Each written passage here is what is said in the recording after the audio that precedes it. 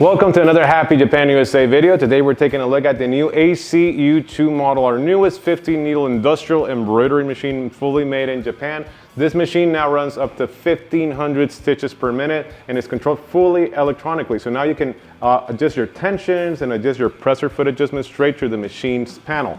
When it comes to the embroidery field, you get an extra large 22 by 16 frame for really large designs. Also, when you're thinking about caps, the machine does the patented ear-to-ear embroidery on caps. So you could do side to side and do up to 3.75 inches when stitching on caps, even with the 3D puff foam. The machine also features a really narrow main arm, really strong main arm that allows for embroidery on really narrow garments such as sleeves. The HCU2 also features a hanging crossbar, so that means you can maximize the space below the main forks. Also, the machine has a toolless setup system, so you can easily swap between your main forks and the cap system with just a couple of thumb screws.